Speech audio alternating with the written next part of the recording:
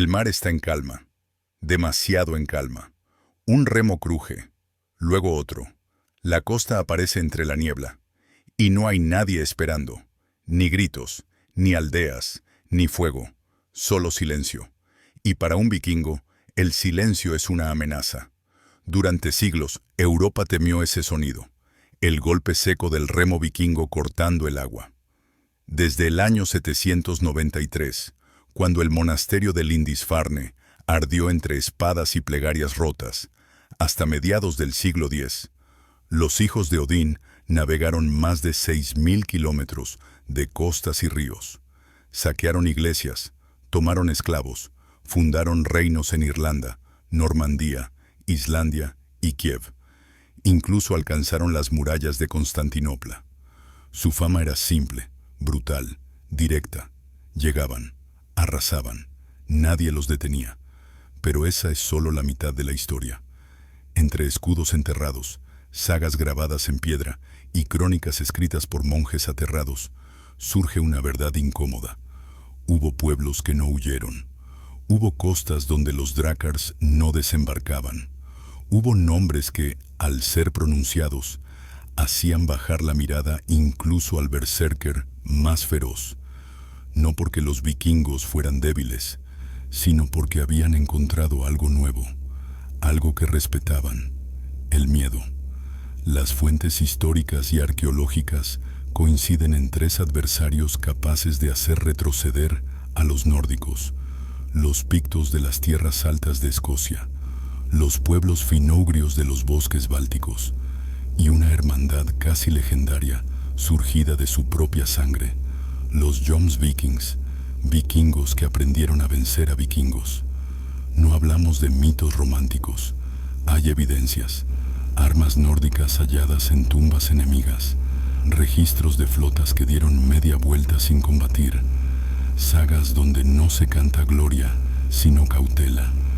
El primer nombre grabado con respeto es el de los pictos, los hombres pintados. Habitaban el norte de Escocia, una tierra de niebla espesa, montañas afiladas y costas traicioneras. Mucho antes de que los escudos vikingos surcaran el mar del norte, los pictos ya habían resistido siglos de invasiones romanas. Aprendieron una lección vital: no se vence de frente, se vence desapareciendo. Cuando los primeros barcos nórdicos tocaron esas costas en el siglo IX, esperaban campesinos aterrados. Encontraron colinas vigiladas por torres de humo, aldeas vacías y una presencia invisible observando desde la niebla. La arqueología revela fortalezas pictas con 3 niveles defensivos, rutas ocultas hacia el interior, posiciones diseñadas para emboscadas. No buscaban batallas limpias, buscaban desgaste. Su arma más poderosa no era el hierro, era la mente. Se cubrían el cuerpo con woad, una pintura azul extraída de plantas locales. No era adorno ritual, era guerra psicológica. Crónicas irlandesas y sagas nórdicas describen figuras emergiendo de la roca, cuerpos cubiertos de espirales, fuego reflejado en piel azul y gritos que quebraban la niebla. Espíritus del norte, hombres de piedra, no practicaban magia. El mito nació del terror, pero sí dominaban el miedo. No destruían naves en combate abierto, construían falsas bahías, seguras en apariencia. Bajo el agua, estacas y rocas rompían los cascos, permitían el desembarco, esperaban la noche. Antes del amanecer atacaban a caballo, quemaban provisiones y desaparecían entre colinas y turberas imposibles de seguir. Para el año 900, los vikingos entendieron la verdad. Conquistar esas tierras costaría más sangre de la que valía. Solo hubo asentamientos mediante alianzas y matrimonios. No fue rendición, fue respeto. Y entonces llegaron más al este, donde el frío mata sin espada. En los bosques interminables de Finlandia, Carelia y Estonia vivían los pueblos finogrios, ancestros de fineses, estonios y samis. Para los nórdicos eran los kritar, los que se deslizan sobre la nieve. No tenían reinos ni murallas. Tenían algo peor. Dominaban el hielo, el bosque y el silencio. Las sagas escandinavas, incluida la de Harald Bluetooth, los recuerdan con un nombre que aún hiela la sangre: los demonios de hielo. Y ese terror apenas estaba comenzando. El bosque se cierra, la nieve cruje, y luego deja de hacerlo.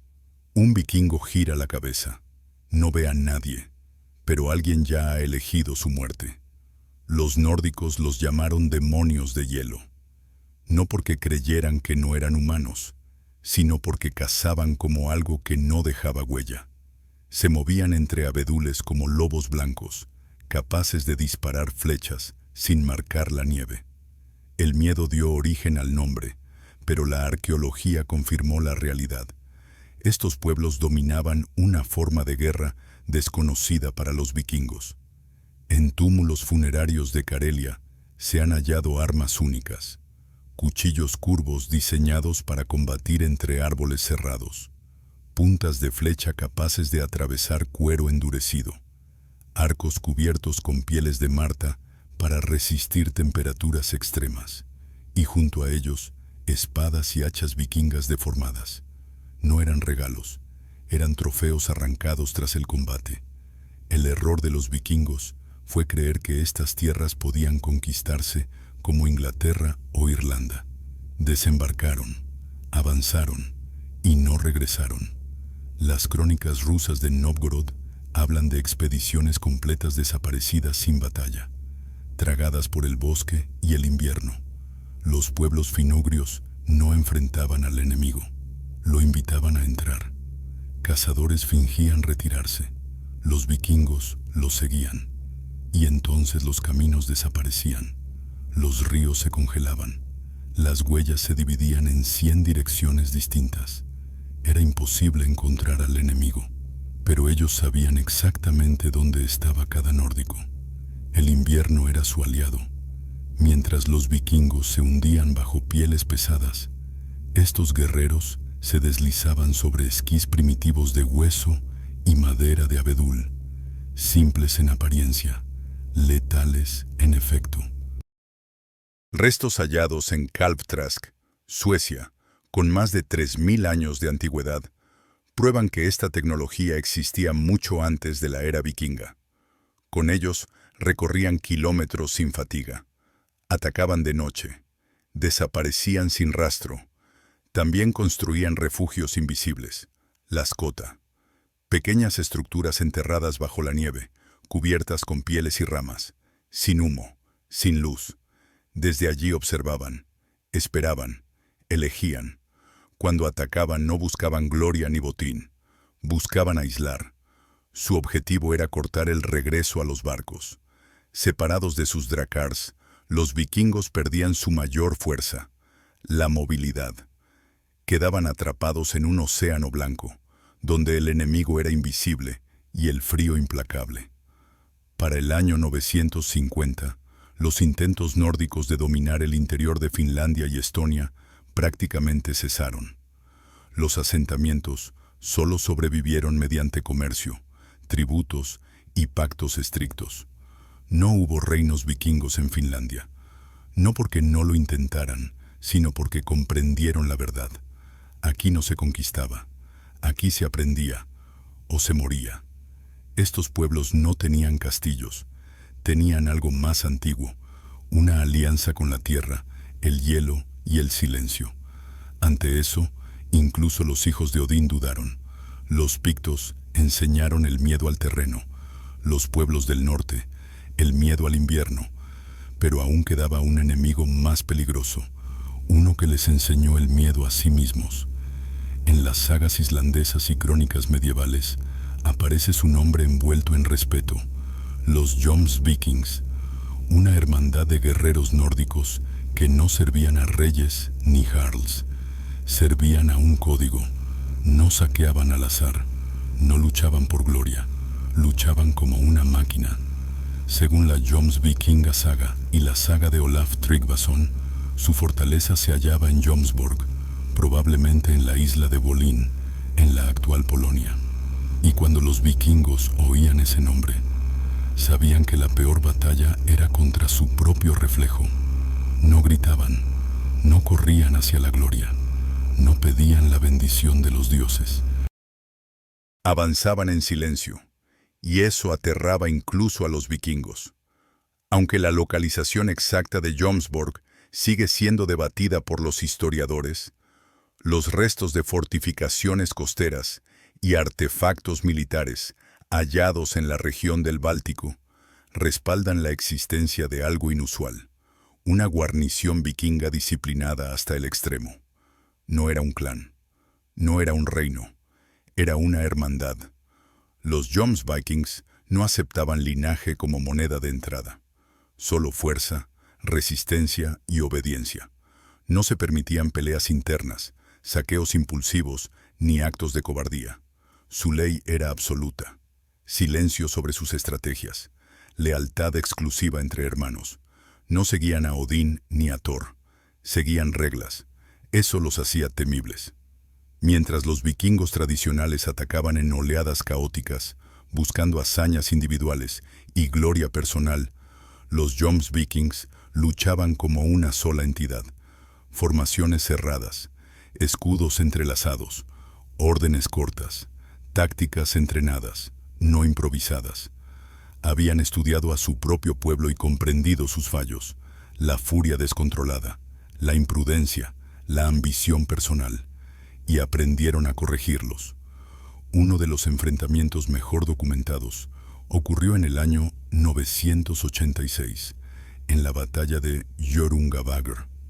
Las fuentes, aunque escritas décadas después, coinciden en lo esencial. Una flota de Jomsvikings se enfrentó a fuerzas noruegas lideradas por Håkon Sigurdsson. Estaban en inferioridad numérica. Aún así, resistieron durante días. Combatieron en mar y tierra con una coordinación que sorprendió incluso a sus enemigos. Las crónicas no describen grandes carnicerías, describen algo más inquietante: frialdad, orden, control. Finalmente fueron derrotados, no por falta de habilidad, sino porque el clima y las mareas se volvieron contra ellos. El mar, ese viejo aliado vikingo, decidió el resultado. Los supervivientes fueron capturados, y entonces ocurrió algo revelador. Muchos fueron perdonados, no por misericordia, por miedo. Las fuentes sugieren que los jarls noruegos temían ejecutarlos, temían convertirlos en mártires, temían que sus propias tropas comenzaran a imitarlos, porque los Jomsvikings no solo luchaban distinto, pensaban distinto. Algunos detalles de su código, como la prohibición de mostrar miedo incluso bajo tortura, o el juramento de no enamorarse para no debilitar el espíritu, provienen de sagas escritas siglos después. No pueden tomarse como hechos absolutos, pero revelan algo profundo. En la memoria colectiva, los Jomsvikings representaban un ideal inquietante: orden en lugar de caos, estrategia en lugar de impulso. Su influencia fue tan fuerte que, hacia el año 1000, sus tácticas comenzaron a integrarse en los ejércitos nórdicos tradicionales. No desaparecieron por derrota, desaparecieron porque su forma de comprender la guerra fue absorbida. El miedo se transformó en aprendizaje, y así emerge la verdad más humana de la era vikinga. No fueron invencibles, fueron inteligentes, supieron temer a los enemigos correctos, y gracias a ese miedo, evolucionaron. Los pictos les enseñaron que el terreno piensa, los pueblos del hielo, que el clima mata, los Jomsvikings, que incluso la tradición puede superarse. Los vikingos no dominaron el mundo por no tener miedo. Lo hicieron porque supieron cuándo detenerse, cuándo adaptarse y cuándo aprender de aquellos a quienes llamaron enemigos. La espada se alza, el golpe no cae, la mano tiembla, porque el enemigo no está frente a él, está dentro. A comienzos del siglo XI, algo empezó a romperse en el mundo vikingo. No fue una derrota concreta, no fue una gran batalla perdida. fue algo más silencioso y más peligroso: la duda. Los mismos hombres que habían aprendido a temer al terreno de los pictos, al invierno de los pueblos del hielo y al orden implacable de los Jomsvikings, comenzaron a mirarse entre sí con otros ojos.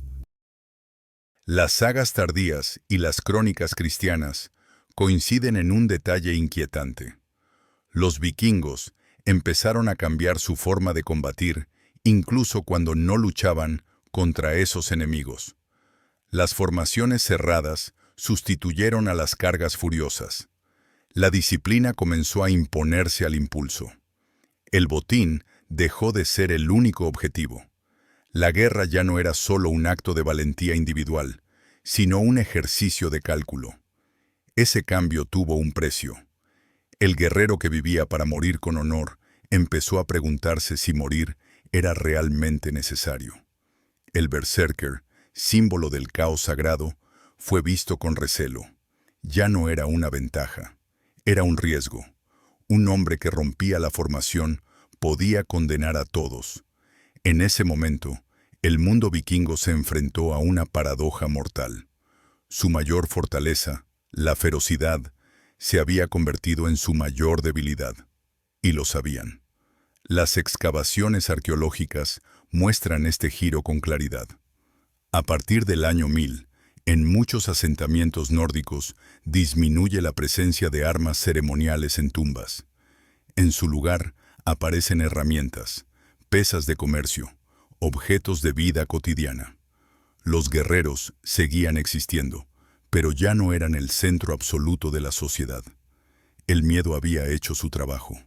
Los vikingos habían aprendido a adaptarse tan bien que dejaron de ser lo que eran. Y esa transformación no fue celebrada, fue resistida. Muchos jefes se aferraron a la vieja forma de vivir, otros la abandonaron en silencio. El mundo se dividió. Mientras algunos seguían buscando gloria en incursiones cada vez más escasas, otros miraban hacia adentro, a la tierra, al comercio, a la estabilidad, a la fe cristiana, que ofrecía algo que Odín nunca prometió: un futuro sin guerra constante. Aquí ocurre el giro inesperado. Los enemigos que habían frenado a los vikingos no los destruyeron, los obligaron a evolucionar. Y esa evolución fue, al mismo tiempo, su final como cultura guerrera. No dejaron de existir, dejaron de ser vikingos. Cuando las incursiones cesaron, no fue por falta de barcos ni de hombres. Fue porque ya no creían en ellas como antes. El miedo correcto los había salvado y transformado. Y entonces surge la pregunta final, la más incómoda. Si el vikingo deja de atacar, si aprende, si se adapta, ¿sigue siendo vikingo? La respuesta no está en una batalla. Está en lo que ocurrió después. El fuego se apaga. El salón queda en silencio. El anciano habla.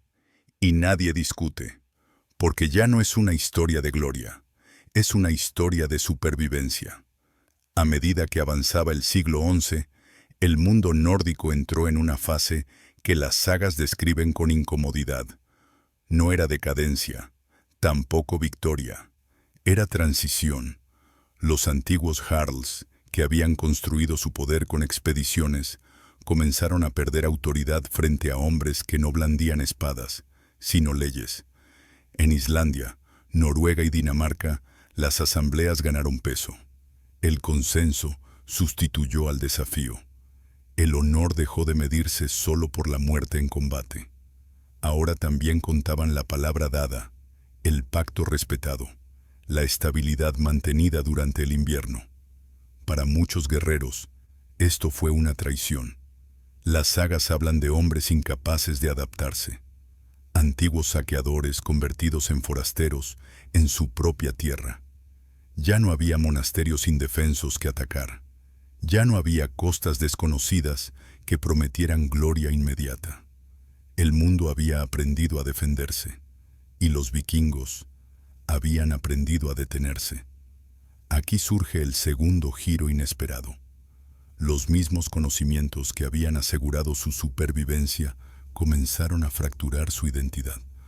El respeto al terreno, al clima, a la disciplina, todo eso funcionaba en defensa. Pero la ofensiva, el impulso que los había llevado tan lejos, se debilitó. La guerra dejó de ser un destino, se convirtió en una opción, y una opción puede rechazarse. La cristianización aceleró este proceso, no como una imposición violenta en todos los casos, sino como una herramienta útil, un Dios único. Un orden moral, una promesa de continuidad sin sangre. Para muchos líderes, era una solución práctica a un mundo cansado, pero no todos aceptaron. Algunos grupos se aferraron a las viejas creencias, no por fe, sino por identidad. Estos hombres no temían morir, temían desaparecer. Para ellos, adaptarse era rendirse, y así se convirtieron en la última sombra del viejo mundo vikingo. Las crónicas mencionan enfrentamientos internos, no grandes guerras civiles, sino choques breves, violentos, sin gloria. Vikingos contra vikingos, no por tierras, sino por el significado de serlo. Y siempre perdían los mismos, no los más fuertes, sino los que no podían cambiar. Cuando el siglo XI avanzó, el término vikingo comenzó a desaparecer de los registros contemporáneos. No porque el pueblo se extinguiera, sino porque ya no describía una realidad. Era una palabra del pasado, útil para las sagas, incómoda para el presente. El miedo había cumplido su ciclo. Primero los había detenido, luego los había transformado. Ahora los estaba borrando. Y el final de esta historia no sería una batalla épica, sino algo mucho más silencioso. El mar sigue ahí, las naves también, pero nadie rema, y en ese silencio termina una era. A comienzos del siglo XII, los cronistas europeos dejaron de escribir con terror, no porque el mundo fuera más seguro, sino porque el enemigo había cambiado de forma. Los hombres que una vez llegaron envueltos en hierro y fuego ahora comerciaban, gobernaban y rezaban. Los vikingos no desaparecieron en una última batalla, desaparecieron en la normalidad. Ese es el giro final. Durante generaciones se creyó que el miedo había sido su arma, pero al final el miedo fue su maestro. Cada enemigo que los obligó a retroceder no los debilitó, los refinó, les enseñó límites, les enseñó cálculo. Y cuando un pueblo aprende a medir el coste real de la violencia deja de ser destino. Los antiguos drácars siguieron navegando, pero ya no cargaban guerreros ansiosos por morir. Transportaban mercancías, familias, leyes. Los mismos ríos que antes llevaron sangre ahora llevaron comercio. Las costas dejaron de arder porque ya no era necesario quemarlas. Aquí está la verdad más incómoda. Los vikingos no conquistaron medio mundo porque fueran salvajes. Lo hicieron porque supieron observar, copiar y adaptarse. Y cuando comprendieron que el mundo había cambiado, hicieron lo impensable para un guerrero. Se detuvieron. Los pictos les enseñaron que el terreno piensa. Los pueblos del hielo, que el clima mata sin espada. Los Jomsvikings, que el orden vence al impulso. Pero la última lección fue la más dura. Sobrevivir implica dejar morir una parte de ti. El vikingo como símbolo de terror debía desaparecer para que el pueblo sobreviviera. No fue cobardía, fue inteligencia histórica. Las culturas que no saben detenerse se extinguen. Ellos eligieron transformarse. Por eso no hubo un final épico, porque el verdadero final fue humano. Cuando hoy miramos la era vikinga, vemos hachas, fuego y furia. Pero lo que realmente definió su legado fue algo más raro y más difícil: la capacidad de aprender del miedo sin ser devorados por él. No fueron invencibles, fueron adaptables, y ese rasgo, más que cualquier espada, fue lo que los hizo eternos.